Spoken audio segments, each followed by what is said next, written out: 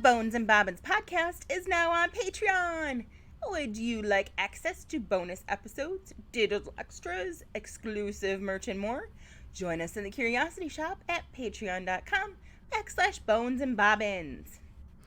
Your generous support helps make the show happen and will also earn you our very eternal gratitude and entry into our private Patreon-only Facebook group.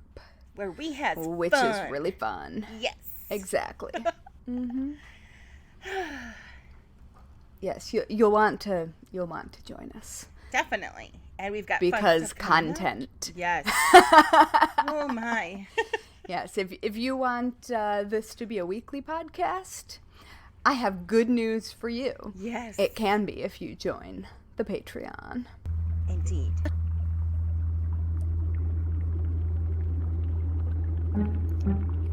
In a dusty old shop on a forgotten old street, you'll find two witches with books 3 boxes deep. Next to rusty old needles and faded red thread, you'll come in for yarn, but leave with pigments instead. Whether poisons or patterns, we're always discreet, where creepy and crafty and morbidity meet. Welcome to the Bones and Bobbins podcast. Hello, morbid makers. We are your slightly creepy, Mildly disconcerting, somewhat sinister, delightfully discomposed, opaquely odd, merrily morbid, and marvelly misanthropic hosts. And this is Bones and Bobbins, Season 2, Episode 7, Don't Ever Laugh as a Hearse Goes By. Or you might be the next to die. All right, I'm just gonna not take it from there. I'm Haley from Red Handled Scissors and the Very Serious Crafts podcast. And I'm Natalie from Uber Dark Designs, an official true crime creative. So what's going on in your life? What isn't? That's a fair question, given After your the recent past. Clusterfuckery of the last few weeks. Things are, to say the least, things are It good. really was a cluster of fuckery. That's true. It really, truly was. Like, I should update the Wikipedia page on it, because it was pretty interesting. So now I has first round of vaccine. That's fun. Woohoo! And we has new home we will be moving to. That's exciting. So fun. It's like this red schoolhouse cottage in the woods. But super spacious and huge amount of land for garden. And I'm going to try to do a chicken coop, even though my kids were like, no. But because whatever, they will love the chickens. Chickens are amazing, and we eat eggs, so it's just a good thing to do. But so the cats are gonna be happy. There's lots of space. They're gonna need to learn to run on hardwood floors, so that's gonna be hilarious watching them do. Speaking of cats, mine are yowling. Hold on. Right. Anyway, yes, your cats. Yes. And they have a little Harry Potter nook underneath the stairs we're gonna put a little cushion in there and make it their little cat room. I can't wait. Not big enough for people's, but big enough for cats. And we have a cedar planked mud room that has these big built-in benches that's perfect for like coffee and reading and yarn storage. Yeah. Whew, thanks, Cedar. Yep.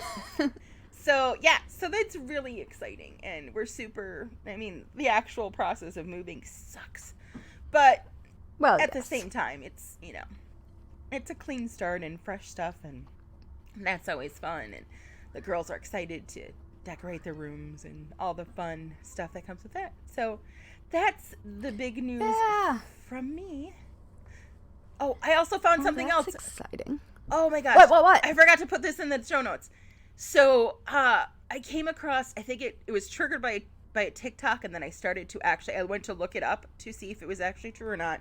And I know that we have not talked political in a while because things aren't as crazy pants as before. But apparently, if you are a member... Unless you're trans. Right. Well, then things are real crazy pants. And that's some bullshit. And seriously, that is, and this actually might apply to them as well, now that I think about it. So if you're a member of the Satanic Church, you have full body autonomy. And states have to recognize that when it comes to abortion rights. That's interesting. I didn't know that. I wonder how that will hold up to legal scrutiny. There's and I can link it in the show notes, because I started going down to check on it, and it's legit. It's, you know, it falls under the same religious doctrine that allows, you know, for other various religions to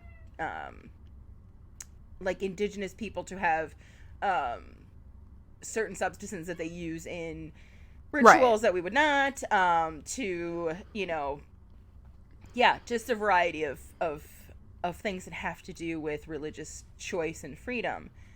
And I was kind of floored by that.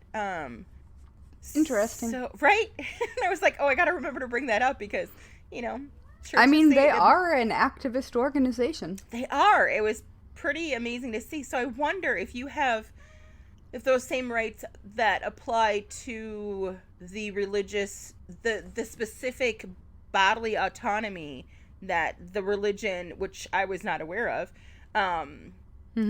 is in their doctrine and part of they're not commandments, but if that would then carry through for trans people as well to protect them. I mean, that would make sense. But I mean, unfortunately, you come up against, like, you can't, just because religious doctrine says so, you can't honor kill someone. Right. Like, there are legal limits. Right, there's legal limits. So it would be interesting. I'm surprised that I would be surprised if there weren't a legal objection to abortion specifically. I don't think that it would fly, but it would surprise me if it didn't go to court. If you were in a place where that was an issue. I happen to live in New York City, where that is not an issue. But they even had paperwork on the official, is it Church of Satan site that you can download that has the religious the statutes and specifically in terms of no waiting period, no invasive ultrasound, so things that are tipping points and are super invasive. I mean, seriously, that's the last thing. That's the last thing you want to go through when you're already facing that decision. But I remember I was like, oh, I gotta bring that up because it's something that I didn't know, and that could be helpful in certain cases. So, I mean, there are lots of ways that there are lots of things that religious exceptions can be applied to. So that is interesting. I wonder. I feel like there are a lot of different belief systems where that idea exists. Anyway, I don't think I should go into the weeds on that. Nope. But that I just wanted to toss it out there because you never know. Yeah, that's interesting. I don't know enough about how that law practically works, to have, or how that collection of laws practically works. So I'm not sure how impactful it is, but that's interesting. I want to know more. Right. If you are a legal scholar and you want to take a minute to explain it to me, I would love that. And also, please pay you an hourly fee or something. Yeah. But how are you? So you got your fast shot. Yep. Your fast shot? First shot. See, I have a fever. because I got my second shot Yeah. on Thursday. And I still have a fever, and I still have hives, and it is still better than COVID. Yes. Significantly. Yes. Yeah. So, that's fun. I ended up getting really nauseous in the middle of the night for my first round, which I did not expect. But it didn't last long, and again, it's better than death. Just saying. Yeah, that's interesting. That is the one that I didn't get, and, like, that is my body's response to everything. Stressed out? Mm-hmm. Yeah. Happy? Mm-hmm. Like, that is just how my body works. And so that is not the thing. Although I have an awful lot of joint aches and pains, so I feel ancient. That's not fun. Whatever. It's fine. It will be fine. And in like a week and a half, I will be as covered as I'm going to get. You can hug, even though you don't want to. I don't want to hug anyone. But you could, and that's the point. Well, I will definitely be hugged by at least 3 people that I can think of off the top of my head. Yes. And they're allowed. So... That's fine. But ooh, there's cats. So many cats all around me doing stupid things. Yes. They can't talk now. They're doing cat stuff. They are doing cat stuff.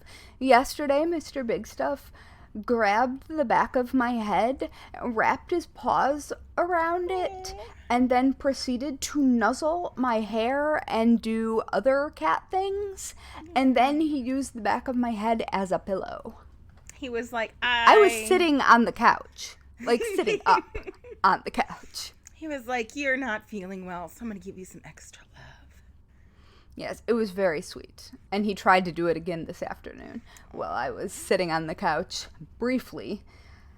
But anyway, so, black cats. I love them. Yes, tiny panthers. Tiny panthers. I have 2. Yes, you do. My little voids. Well, my large void and my small void.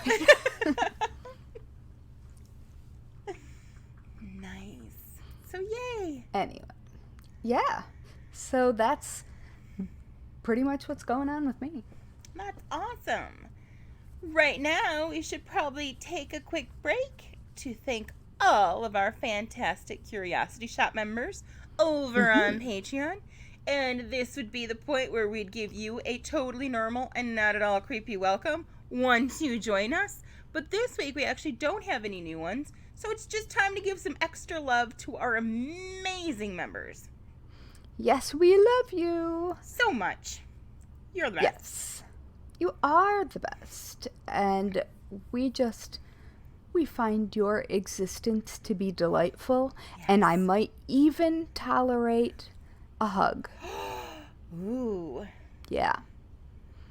Yep. So if you happen to be a patron and you happen to ever encounter me in the wild, tell me you're a patron and ask if you can hug me if you are a hugger. Nice. And I will say yes.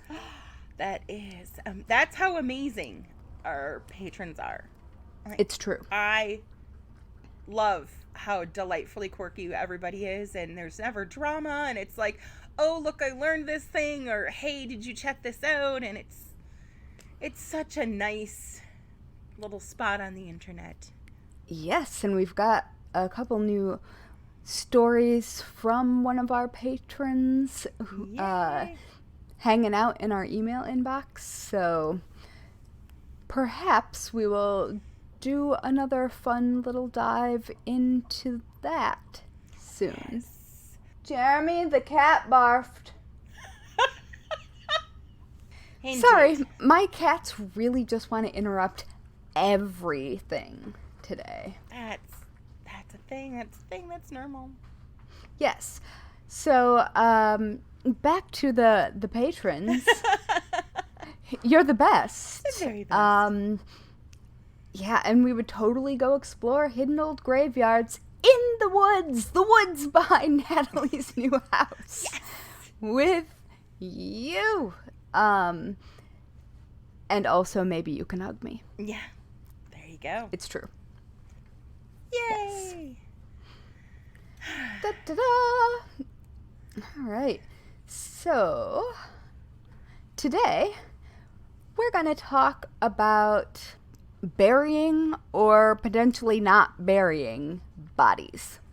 I am going to take a shallow dive into tombs, vaults, crypts, mausoleums, sepulchres. Is that how you say that yes, word? it is. I don't think I've ever heard it out loud. That's exactly how you say it. It's a good word. Sweet. I have only ever read it. So I'm going to take a shallow dive, because, above ground, mostly, into that and how they work. And then we're going to meander through some green options and also a body farm. Yes. Yeah. So that's going to be spring. Awesome. Spring on the body farm. Yep. The femurs, they're running free. Mating season is upon the earlobes. Which is not at all true because, soft tissue that sticks out. Blooming mandibles. Their natural habitat. Definitely blooming mandibles. Wow. That took a turn. It did. I approve of the turn that it took. I like it. Let's see. Trudging onward into the cemetery. Yes.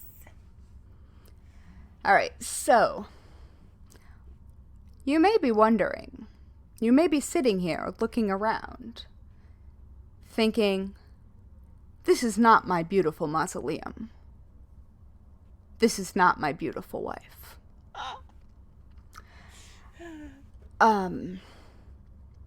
Yeah. But in fact, it might actually be your beautiful mausoleum. I don't know. Presumably you know, but I don't know.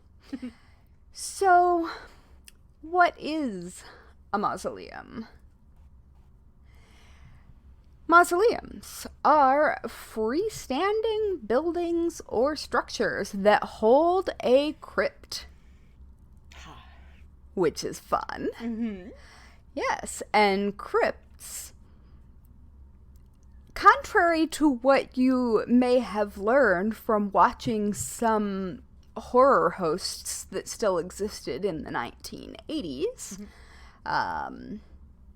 was the Crypt Keeper a horror host? I think so. Wasn't like Creepshow? Yeah. Anyway, crypts are not like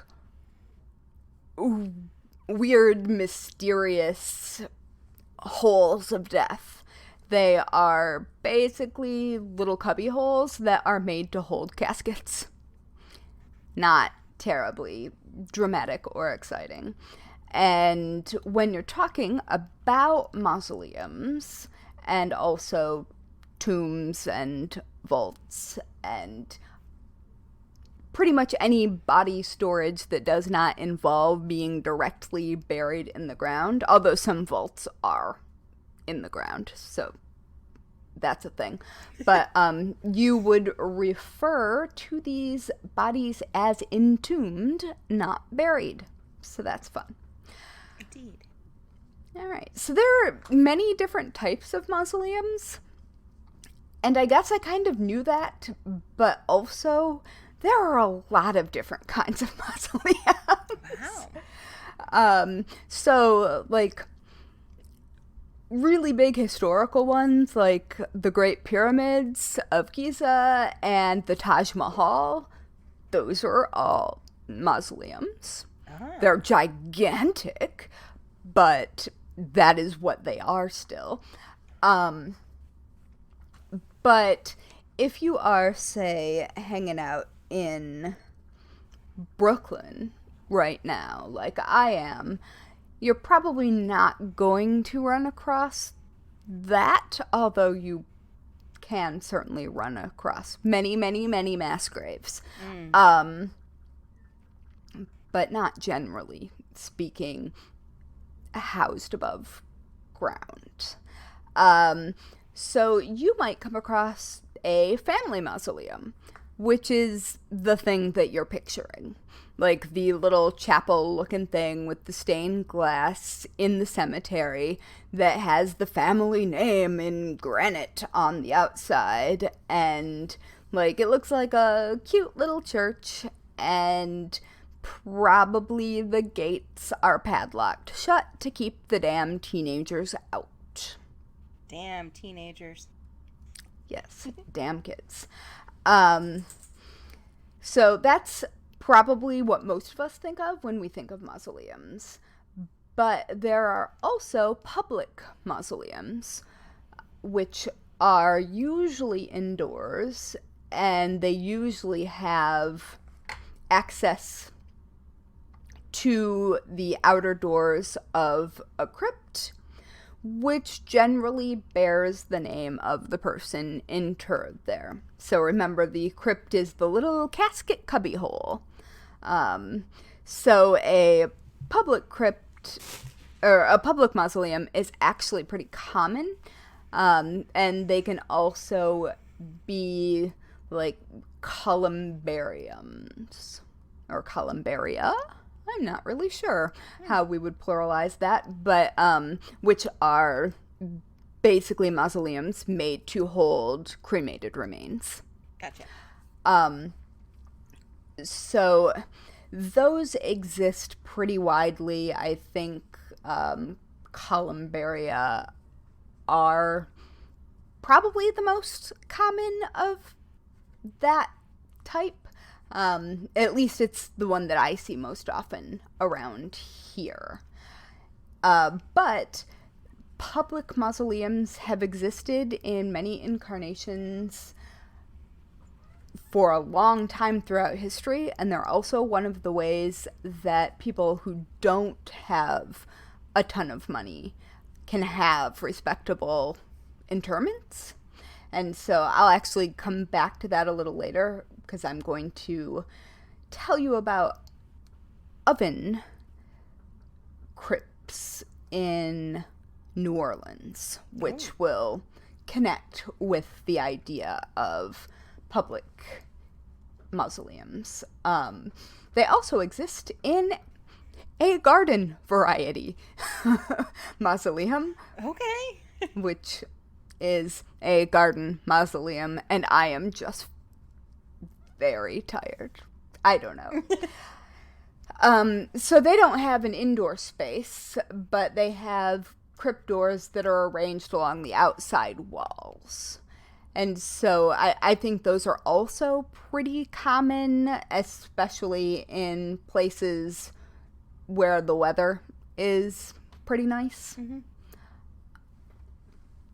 And there are also lawn crypts, in-ground mausoleums, catacombs, several other things that you can think of for calling them. These are the underground versions of a mausoleum.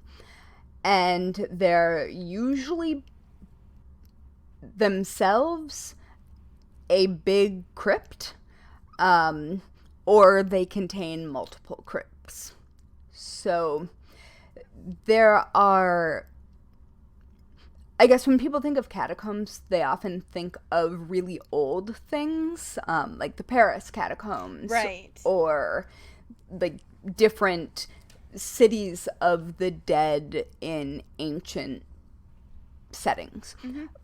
But catacombs actually do still exist, and I have been in the catacombs at Greenwood, which, as everybody knows, is my local cemetery. And the catacombs at Greenwood are interesting because, well, I'm not sure exactly how to talk about them. They are, I guess you would say they are multiple family mausoleums with multiple crypts inside them. Within the catacombs. So, like, when you go down, there are a bunch of different larger doors with family names or plaques or inscriptions, and then you can open those larger doors, and inside there are shelves and crypts and so, like crypt multiple condos? places for multiple bodies. Pretty much. That's apartment buildings for the dead is basically what someone described them as in my research. So yeah, the Greenwood ones are open to the public only one day a year. Ooh. And they weren't planned. They were actually the result of mining in that area, and then they repurposed the mine that they dug, basically, to create this below ground catacomb situation. And they are strange. They are not what you're thinking of, but they also, you aren't going to see any body parts. Right. In this, because the crypts are all sealed. But they do hold concerts in it. Ooh. Like classical music concerts, because the acoustics are perfect. I was going to say. For that. Yeah. Yeah, so there are some, though, where, obviously not at Greenwood, but there are some where you can actually basically watch your loved one decompose. Like, aren't there glass ones where you can see in? Not there, but isn't that? Yeah. Yeah. There are really a variety of there are lots of answers. Yeah. To that. Some of them happen more frequently now, or in yesteryear than they do now. Right. But, so I'm going to talk about now how mausoleums work. Because, well, they don't smell like decaying bodies, and they don't seem to look that creepy when you look in the windows. So, generally speaking, if you are a corpse, you would be placed in a coffin. Hopefully in a coffin that has vents so it doesn't explode as you decompose and blow the door off your crypt, because that's an actual thing that happens. Ooh. Yeah, don't go for the safety coffin. Right. And that's a load of nonsense. Maybe shroud that rubber seal is just gonna like a poorly canned jar of tomatoes. Oh God. Yes. And you can tell when it's happened, and it's gross. Maybe go for the shroud. Not always, a nice breathable material. Yeah. Well, most coffins are equipped with vents for gas and liquid to escape. Because that's how we get a nice desiccated corpse instead of soup. Body soup. Yeah. So, if you are in a reusable crypt or mausoleum, and both of those can be reusable, like, say, an oven crypt in New Orleans, this is what happens when a new body arrives after you. So, remains that are already in a mausoleum or within a single crypt would be removed from the coffin, and this traditionally happens after 1 year and 1 day, which was not for any of the woo reasons that you may be thinking, but that's how long they thought it took for infectious diseases to no longer be an issue. And we're talking about, this was like the time of yellow fever and things like that. So it was when that was the thinking, that the body would be safe to handle at that point. Yeah. Yes, but it would also happen that would give you a solid amount of time to no longer have moisture in your body. And so once you are removed from the coffin would be destroyed, probably burned, depending on what it's made out of. And then your bones would be pushed to the back of the crypt into a built-in shaft. And that shaft leads to an area under the crypt called a caveau, which is basically, it translates to vault or cellar. And that is where your immortal remains will mingle with everyone else's who have come before you. So, like, your family's bones. So you just laundry shoot it down to hang out with your ancestor bones. Okay. Well, when you put a new person in. Right. And, I mean, that could be never. Or it could be... Well, I don't think you'd probably want to do it very much earlier than that.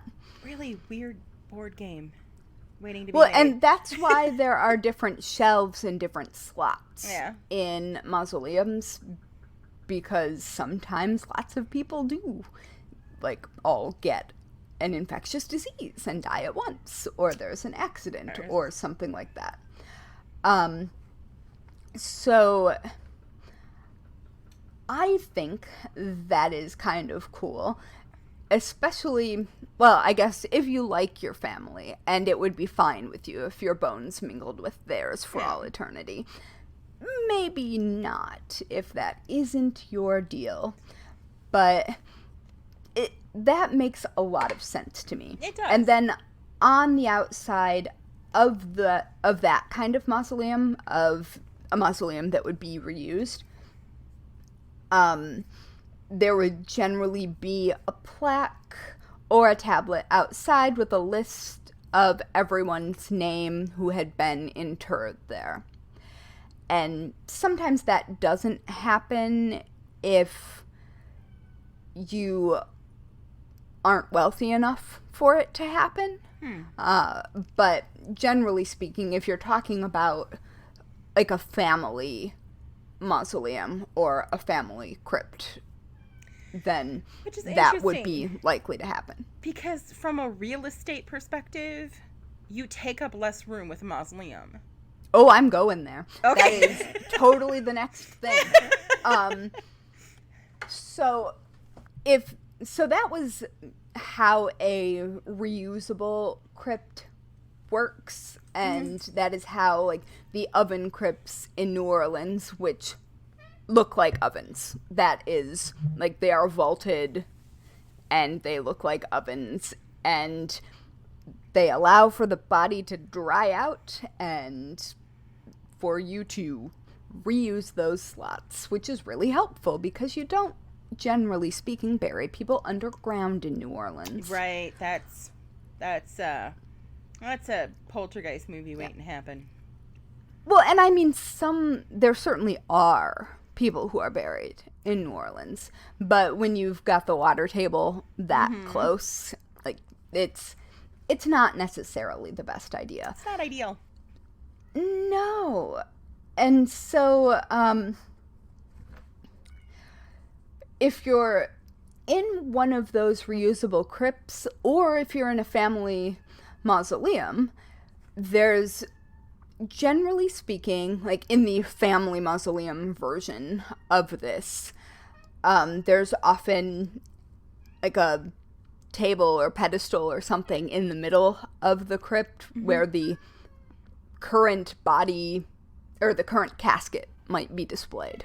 And so, or a vault within it where the current casket is more the norm. But that's what you see if you peer in to a crypt, or if you peer into a mausoleum, sorry. And that place that is like the place of honor within the mausoleum, that performs basically the same function as the crypt in any other variety of mausoleum, where the most recent body remains there, and the idea is that the body dries out and decomposes, and then the bones are moved into one of the crypts or drawers or shelves that might be within that family's mausoleum. And then the next person who passes away will then go into the now space of honor free area. Yep. So gotcha. I just keep thinking of the mausoleum in Buffy. We all are. Yeah. Yep. Oh, Spike. Yeah, Spike. Oh, Spike. Whew. Now I'm a little warm. Biggie, don't need to yowl at me. All right. So I think when Americans hear about reusing crypts or moving bodies within mausoleums, there's sort of a ugh factor. But in most places in the world, actual burial plots are temporary. They are not perpetual in the way that they are in the United States by law. And so if you buy, or your family buys, a burial plot for you, they rent it for a certain amount of time. And when that time is up, if they don't want to continue paying for it, either the body is removed and interred elsewhere, or you might dig below that and deposit the bones and then put another burial on top. So it isn't a forever resting place in the same way that it in other places that we think of it as in the US. So reusable crypts and mausoleums actually make a world of sense. They really do. Yeah. And they also make a world of sense, quite frankly, in the US today, especially in cities. Right? Because real estate, we're running out of space. They save so much space, and they also, and especially referring to the oven crypts in New Orleans, they allow for a proper burial for people who might not otherwise be able to afford it. And that is hugely important. Yeah, and so how that has historically worked is less wealthy people could join societies where they're who would have community mausoleums, specifically within their society, and you could pay a small amount of dues and be interred in this communal mausoleum. That's really smart. Yeah, and so it would be a religiously appropriate, respectful burial when that otherwise might not be an option for someone. Yeah. And so I think that makes a world of sense. And also, nobody needs to take up forever the amount of space, like the 6 foot by 6 foot by 3 feet or whatever it is, right. that a burial plot, like, your casket doesn't need to be sitting in the ground forever. You aren't going to take up that much room, right, assuming that you don't have an exploding casket. Well, I was... Like, that stuff's gonna drain out. Right. You're not going to be as massive as you currently are. Right. And, during my research, like, literally massive, not... right. Not heavy. So I found in my research, they estimate that, like, the city of London is going to absolutely run out of space to bury people by 2035. Yeah, New York is not dissimilar. Yeah.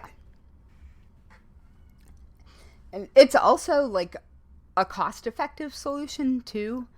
Like, right, there are a lot of good reasons for mausoleums. And I actually pulled up the price list for my local cemetery just because I was curious, and I actually didn't think that they were still doing burials there, but they definitely are.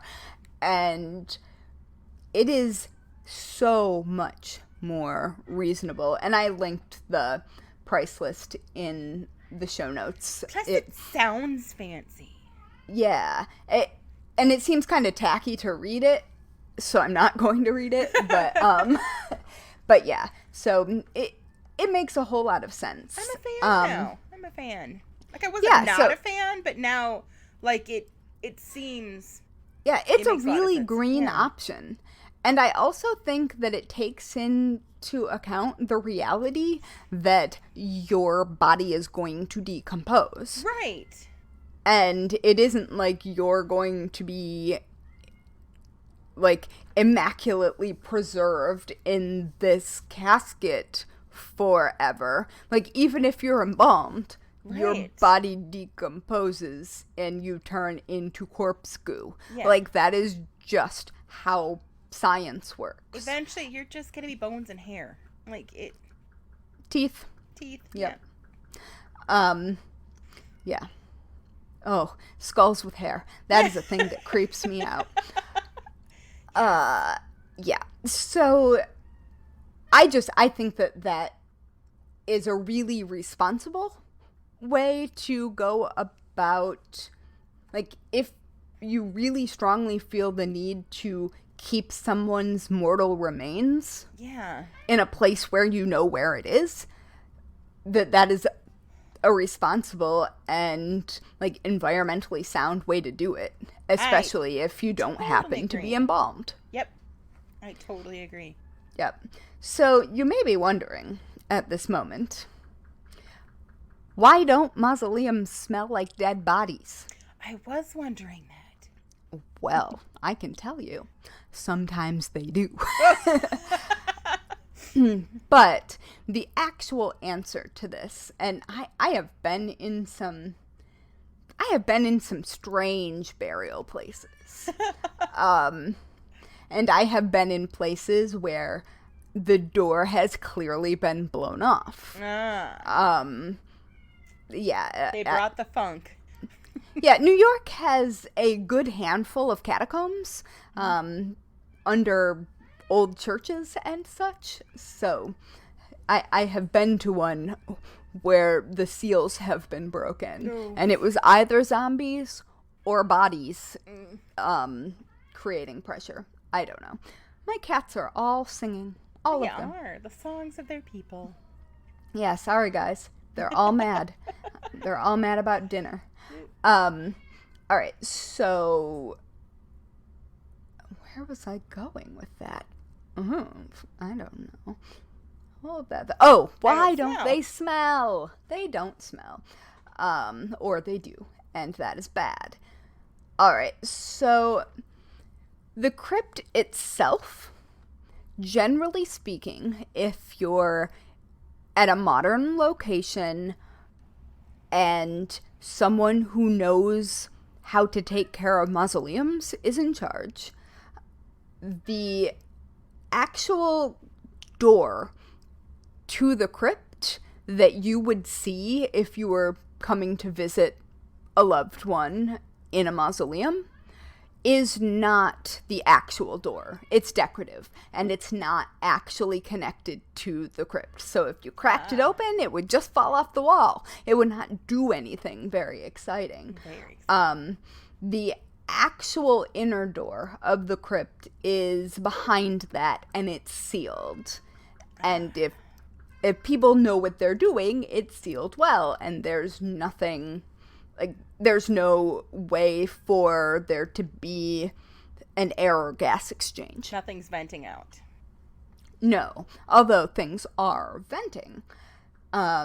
So a modern crypt, and also probably some older crypts, because it makes sense, have drainage vents and often slanted floors. Okay. So if you happen to have a very sealed casket and it does blow, because often the hardware will just give out, right, and it will bubble over corpsey goodness. Yeah, delightful. That just drains downward. Yeah, it drains downwards into the drains, and there are also gas release exchanges. And so if you're creating a healthy aerobic environment for breakdown, those things are all happening. Nothing's getting backed up. Of course, sometimes coffins explode. Yeah. And sometimes, well, there's something blocking the vent or something blocking the drain, and things can back up. And so those situations are when you would get a mausoleum that smells like a dead body. But generally speaking, it's sealed, and there is, like, when you are inside, there simply is not a way that you would come into contact with those gases. In this, I also learned that you can buy burping caskets. Okay. Like Tupperware. Yeah, I mean, they just have gas release valves, but Okay. I think that's really funny. It is. And also maxi pads for your crypt exist. Sweet. So crypt With or without liners. wings? I think without, but also the wrong shape. But apparently they can hold many gallons of fluid. Oh, wow. So if your body does bubble over, your crypt liner can, in fact, absorb your goo if needed. Although I feel like good drainage and good ventilation is a way better idea. I agree. But nobody asked me. So don't explode your coffin. Nobody, or casket rather. Nobody wants to see that. Or smell it. No. So that is how mausoleums work and why they don't smell, and the different ways in which you can approach using and reusing mausoleums. They're all still happening today in basically the same way that they have happened for generations and centuries. Like, as long as we have been purposefully storing remains. So that is kind of cool. That is really cool. Yeah. So that is all I have. I think. Did I miss anything? I don't think you did. That was really good and very interesting, and I am now a huge fan. Yeah, me too. I went into this having zero thoughts Right. about, like, I sort of like cremation because I like a neat compartmentalized package. Yes. And like small, portable. Yeah. But versatile. Exactly, but this is a really solid alternative to that. Because is. I don't like the idea of having like a casket with God knows what materials Right. just sitting in the ground forever. But it makes a lot of sense to just not do that. It really does. Yeah, It makes far and more sense I than should what mention. Yeah. I should mention that sometimes, historically, or even in present day in some locations and in some traditions, there aren't caskets. You just put the body on a shelf, or lay it out and allow it to desiccate, do its thing in the way that nature intended. Yes. But they still then work pretty much the same way in the pushing the bones to the back and making room for the next. So, yeah. Yeah, that's much. I feel like I want to look more into that as an option. I love it. I love it more than my first thing I'm going to talk about. So if you've been listening along with us at all, like, you probably caught that we're huge advocates of how, changing how death is seen and processed in our country, especially. So I'm going to talk about today is two fairly new in the scheme of things. I mean, obviously it's been around for a long time, but in the blip of our modern times, it's fairly new. Alternatives to what has become the traditional burial route here in the U.S. Yeah. First up, let's talk green burials. All right. Now, this is hardly a new concept in some ways. In fact, it's been around as long as people have. The first recorded burial of a human took place 130 years ago, or 130,000 years ago. I was going to say, Yeah, I can think of several. It's like, you are wrong, ma'am. But it made a rebirth of sorts around 2005 when the Green Burial Council was founded. Now, this turned out to be a much bigger deep dive than I anticipated, and for the sake of time and emotional energy, because I did get kind of unhappy. Did you get mad? Yeah, I did. I'm going to stick to giving you like a brief overview of what green burials are, and it wouldn't be me if I didn't throw out there that this whole system really does piss me off. They're absolutely reputable places with their hearts in the right places, but green burial options are not free from the same highly problematic issues that regular funerary processes have, and everyone should be able to either have their own body or that of a loved one sent off with respect and it not have them bankrupt them. But I digress.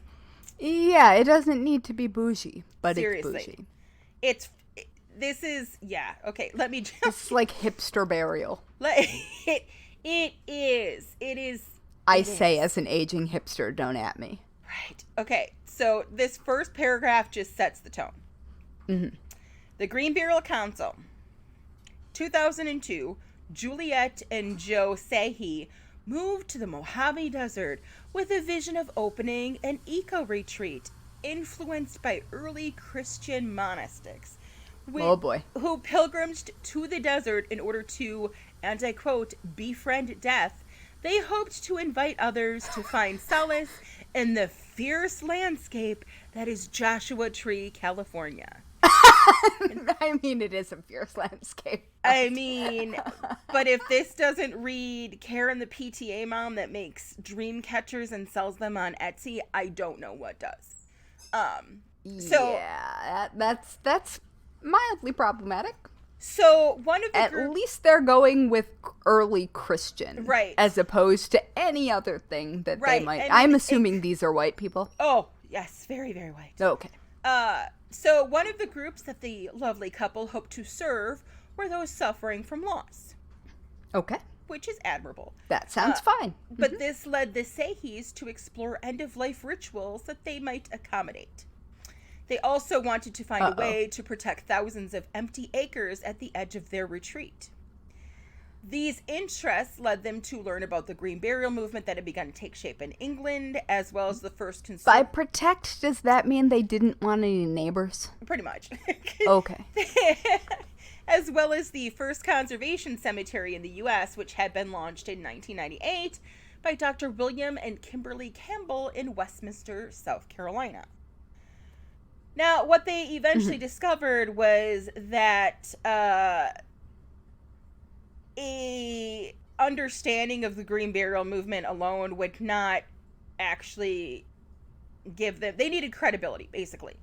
They needed a credible entity that provided third-party oversight, because no matter how backwoods you are or how bougie you are, there are definite state, county, city, there are regulations in how a body is disposed of.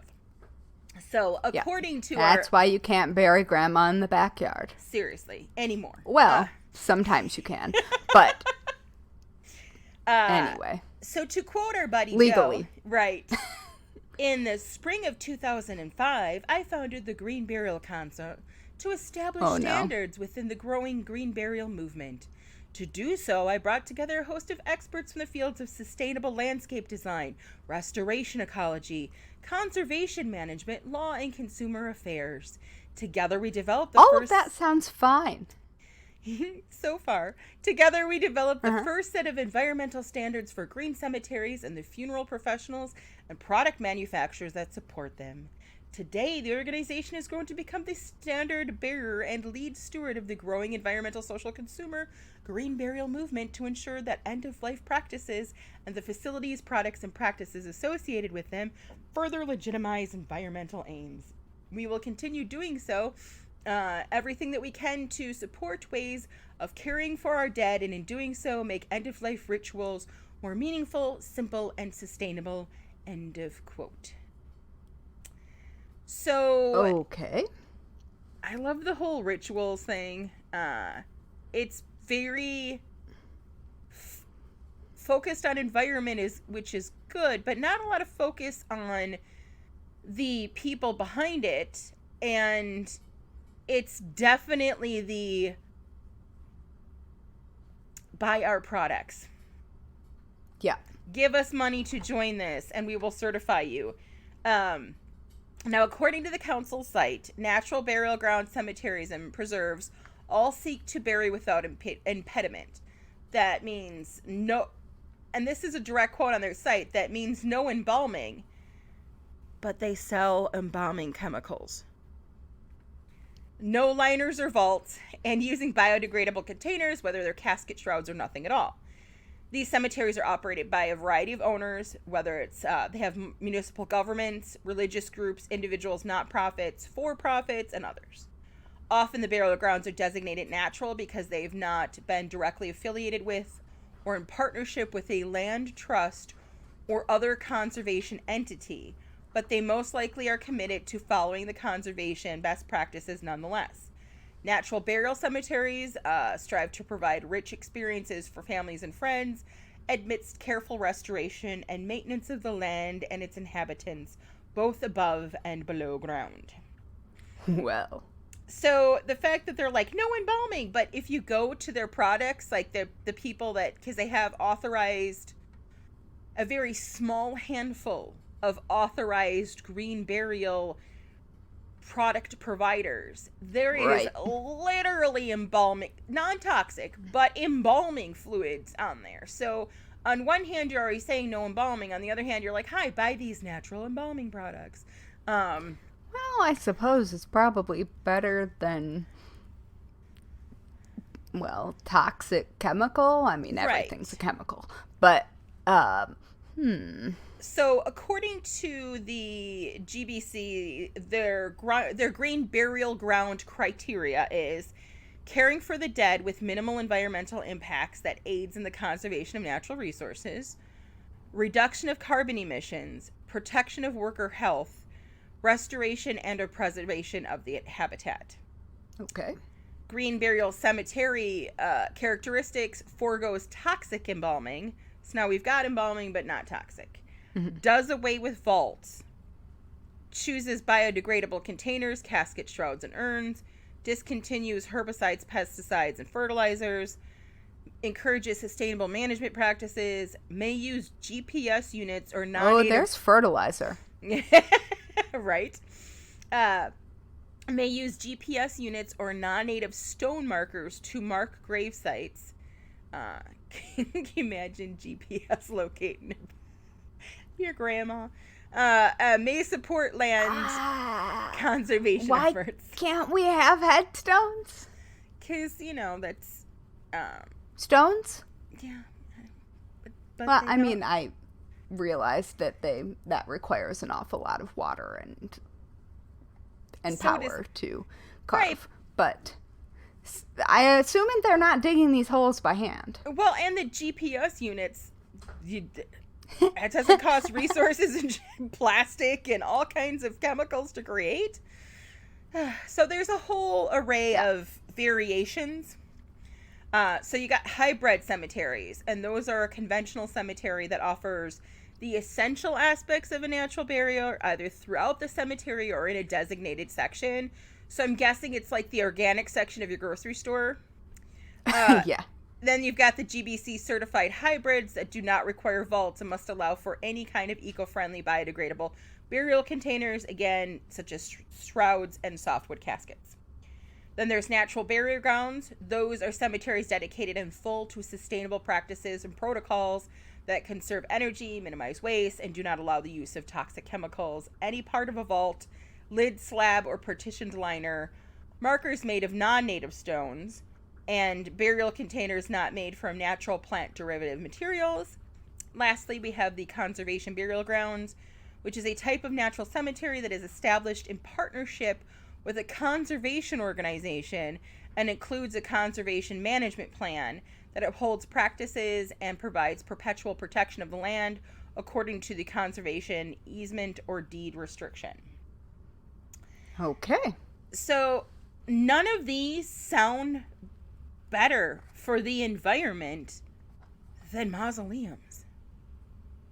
Like, I'm looking at this and I'm like, nope. I get it, but it sounds like you are already, in my head, you're already purchasing this chunk of land and getting a tax break on it because you're going to make it environmentally. Like, it doesn't sound, it just sounds hokey and not kind of, I don't know. It doesn't sit well with me.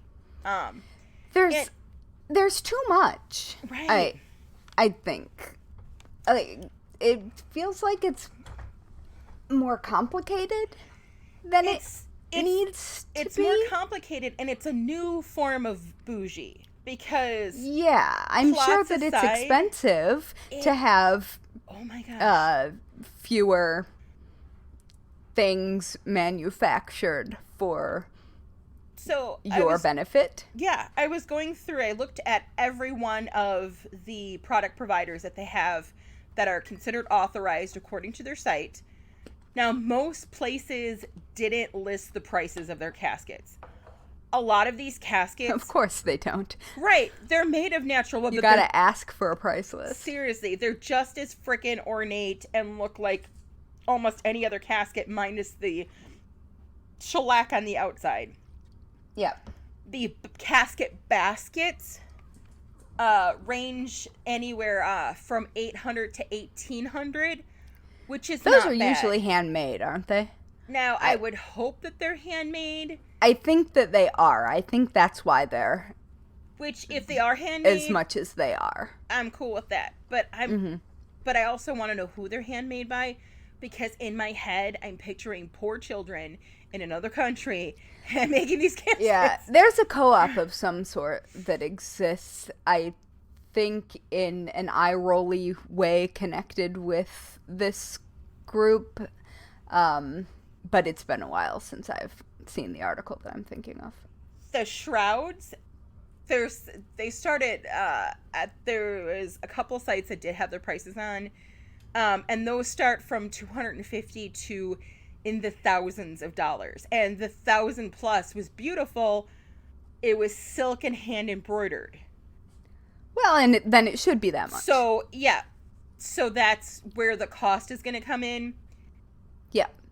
Now, the urns were interesting to me because, like, the cheapest urn I found, which, look, it was nothing more than a fucking box. Mm-hmm. And it was $95. Yes. To, like, $395. There's urns made out of cornstarch that you bury and then they break down. But then I'm like, why even have... It's confusing to me. But you could also have your ashes in an urn that'll grow an apple tree for $129. And that doesn't include the cost of the cremation. So, but I did find, and I linked in the show notes, completely separate from this frickin' council, I did find there are some really cool new options to traditional cremating, including like water cremation, and I'll let you take which uses a lot of power and a lot of water. Right. Like it's cool. There are definitely downsides. Right. And there's another form too that's not water but not traditional giant body oven. But they kind of make me happy, and their prices... Isn't it like a giant dehydrator or something? Something like that. And then, yeah. And that one, I want to say was... I mean, it was just a couple $100. Even the water cremation was less than $1,000. So, it was much more economical. So, yeah. So, green burials do consider the ecological impact of the physical processing of death, but I don't think that they necessarily solve the issues facing the current traditional standards that we have. It just seems like they're cashing in on like an organic, eco-friendly kind of thing. Yeah, they're greenwashing. It just didn't sit well. So before I move on to my next item, which the wording, right? It feels slimy. Yeah, it does. But I also think they were clearly trying to appeal to, well, me as a consumer. Yeah, it's hard to tell the difference between marketing jargon and actual intent. Yes. And that's the thing. I think that, and part of it might have just been a subconscious thing, that it was so focused on environment and selling products that the personal and human aspect was completely removed from it. Yeah, it feels sterile. Like there's no, we will counsel you. Normal. Right, there's somebody there to help you with it. It was missing that personal kind of factor. Now, before I moved on to my next option, I do want to mention briefly my love of the mushroom suit. If my goodness. are like, the what? I encourage you to watch the TED Talk that I link in the show notes. I think it sounds amazing. Beloved actor Luke Perry is buried in one. While doing research, though... I forgot that Luke Perry was dead. Yeah, and he was buried in a mushroom suit, and his family is, like, super happy about it.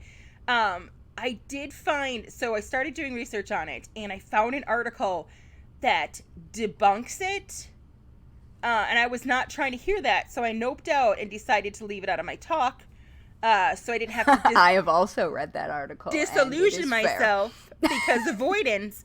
But at the same time, I think the author of the article probably had some nefarious motives for debunking it because of what they themselves do sell, whatever. Either way, I am living in denial. I think okay, all right. I'll let you live in denial. I want to grow pretty mushrooms. No, I don't. But fine. Watch the video. So, moving on. I want to grow psychedelic mushrooms. Yes. Actually, no. I am all about the next newer option, which is body farms. Ow! That's not new. No, it is newer in the scheme of things. I mean, in the scheme of it's not that much older than we are. I mean, no, it's not. So, and we're young and hip. Definitely. So what on earth is a body farm? Well, yes, please tell me. I'm excited about this one. It's where you plant your people. No, in the simplest of terms. I mean, kind of. Yeah. It is.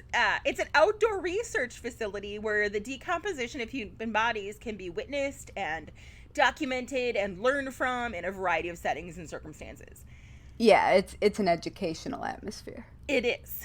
So the first body farm was conceived by anthropologist William M. Bass in 1971 at the University of Texas in Knoxville, Tennessee.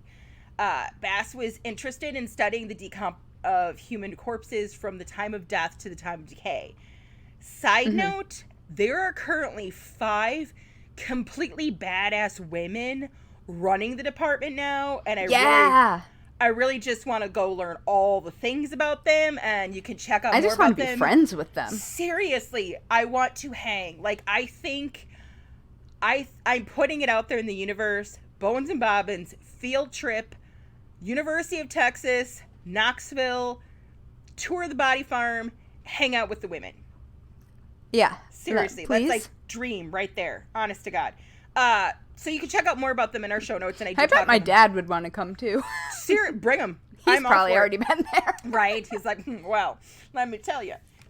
So the aim was to gain a better understanding of the decomp process, permitting the development of techniques for extracting information such as like the timing and circumstances of death from human remains. Yeah. Body farm research is like in a law enforcement aspect. A particular interest in the forensic anthropology and related disciplines, and has applications in the fields of law enforcement and forensic science. Cool. By placing the bodies outside to face the elements, researchers are able to get a better understanding of the decomposition process. Now, currently, there are 7 facilities like this across the U.S. The largest of the largest of this is a facility operated by the Texas State University, which is sitting at about 26 acres. And there's one in the University of South Florida that's unique because it offers subtropic conditions that aren't found at the others. So I was going to say swamp. Yes. The remaining 5 are Western Carolina University, Sam Houston State University, Southern Illinois University, and Colorado Mesa University. Southern Illinois. Interesting. Yes, exactly. And Colorado's interesting, too. Right? I wonder if that's a high elevation one. Ooh, that'd be fun. Yeah, I may be really excited about these. So for the rest of this, I'm going to focus on the original. We want the t-shirt. Yes. The original body farm. So 6 years after the outdoor facility was created, the FAC was established within the Department of Anthropology. And since then, it has made headlines, helping to inspire a long list of books and television shows like, CSI Crime Scene Investigation, and my favorite, Bones. Bones. Yes. At one point, nearly 2/3 of board-certified forensic anthropologists in the U.S. were trained by Bass. That makes sense to me.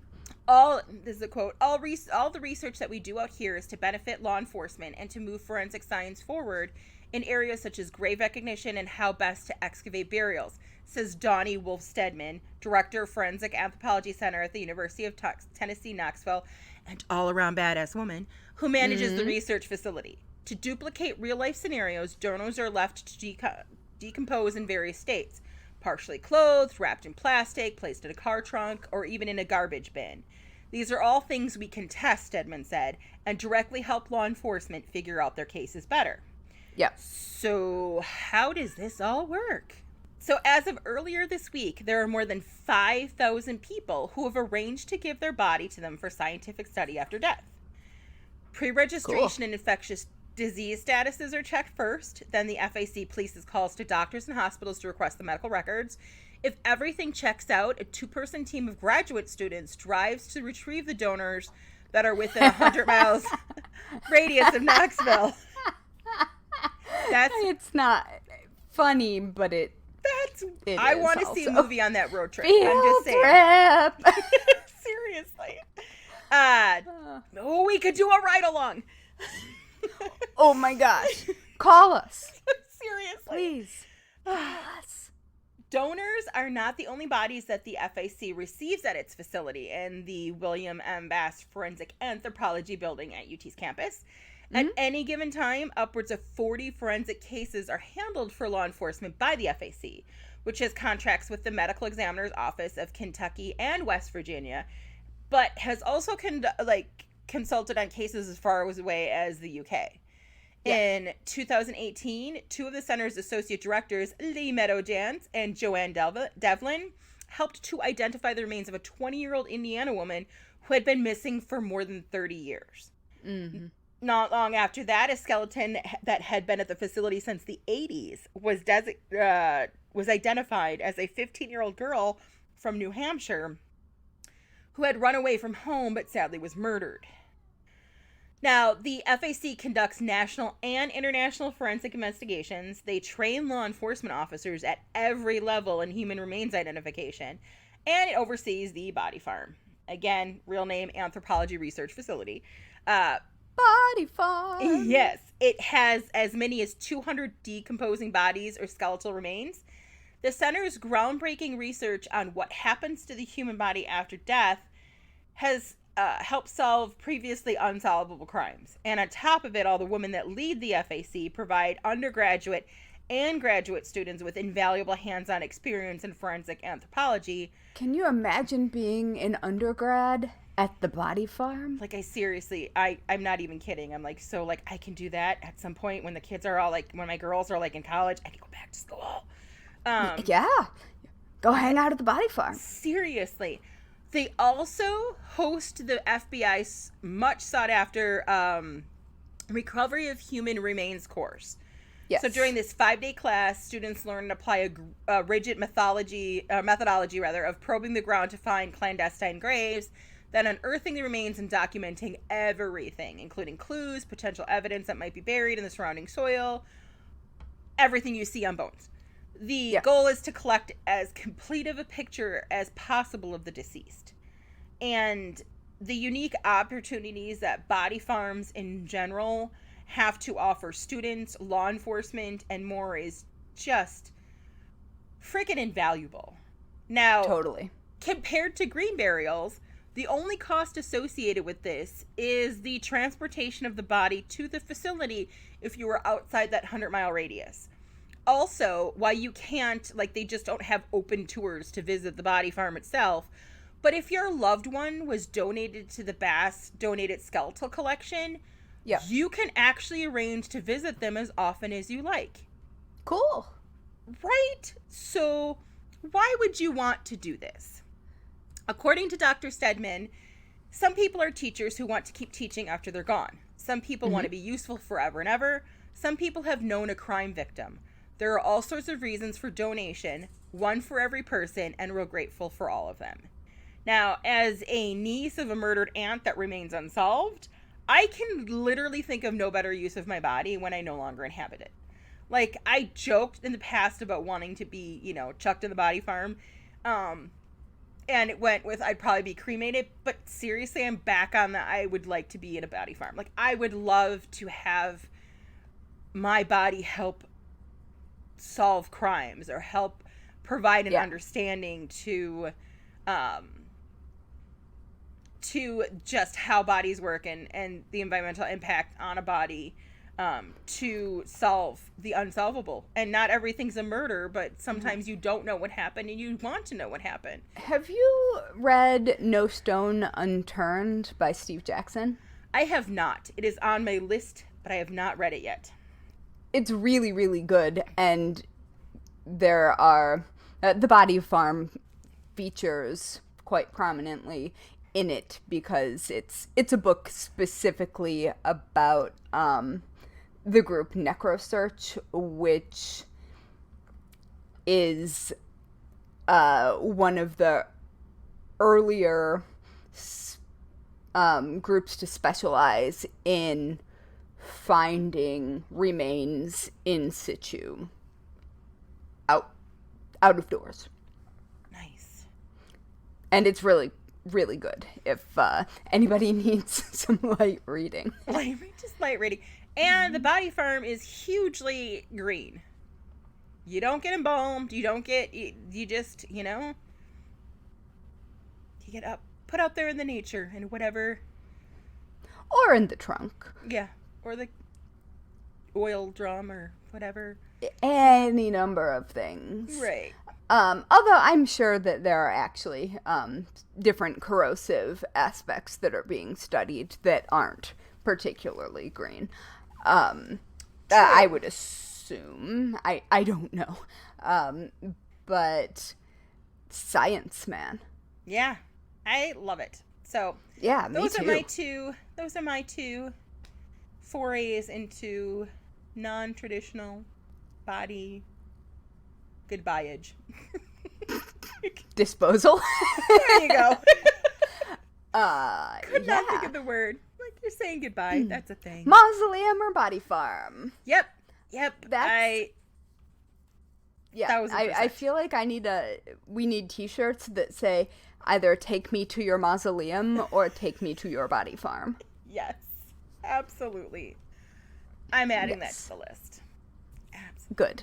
I appreciate that you're adding that to the list. Speaking wow, of lists, that's fascinating. Right? Mm-hmm. That brings us to the weekly worst way to die. Da-da-da. So, what's yours? Drowning in corpse goo. Oh my gosh. That almost makes me dry heave. See? That is horrible. Uh-huh. What's yours? Ooh, so mine is on March 19th, you posted a 19th century cemetery gun used to protect against body snatchers on our Facebook page. And I fully see myself accidentally tripping one of those while like wandering through the cemetery looking at headstones and getting shot by one of those. Yes. Would for sure be a sucky way to go. So, it would be a hilarious way to go. Right. I mean, I would be laughing and dying, I think. Right. I'd be like, this is about right. And everybody would probably be like, yep, that tracks. That tracks. Appropriate. Yeah. It's either that or me accidentally hugging not accidentally, intentionally hugging some animal I have no business touching. True. Well, if you're wearing your Take Me to the Body Farm t-shirt. There you go. I'm set. And it happens, like. There you go. Okay. Yeah. No problem. Yep. Send me there. Oh, we're good. my goodness. Oh, yeah, I feel sort of skeezy about green burial. I know that there are reputable places, like our favorite, Caitlin Dowdy, who love her. Love.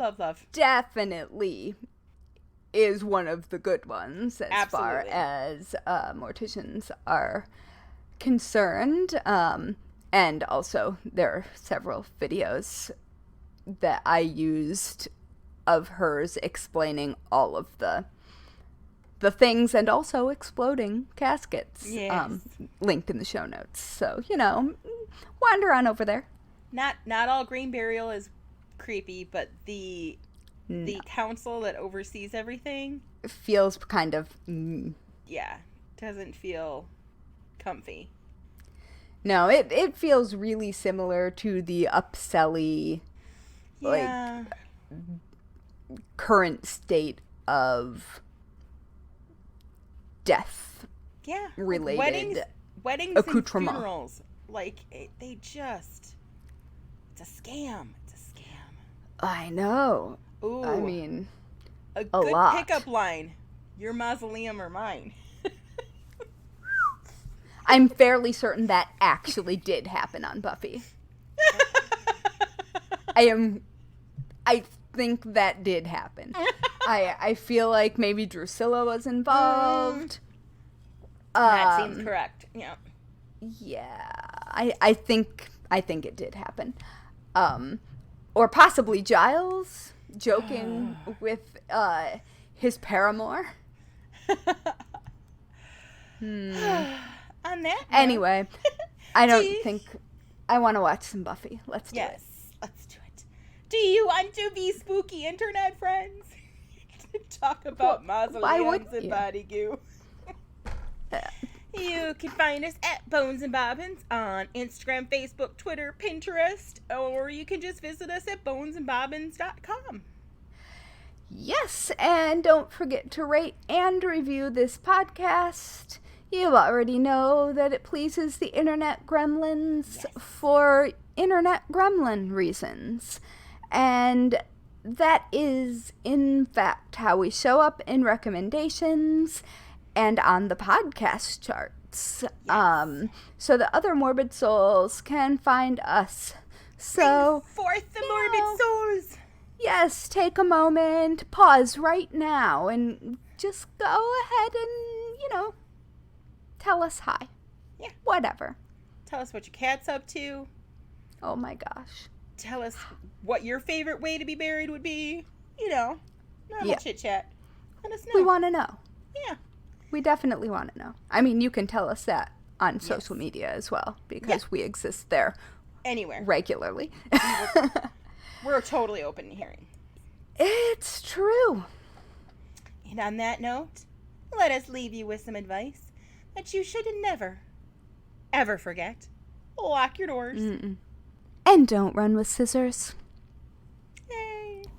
Each episode of the Bones and Bobbins podcast is written and researched by Haley Pierson-Cox and Natalie Hoyce. Our music was composed by Loyalty Freak Music. You can find us on Instagram, Twitter, and Facebook at Bones and Bobbins. Subscribe now on Apple Podcasts, follow us on Spotify, or check us out wherever you listen to your favorite podcasts so you won't miss a minute of our strange and creepy content.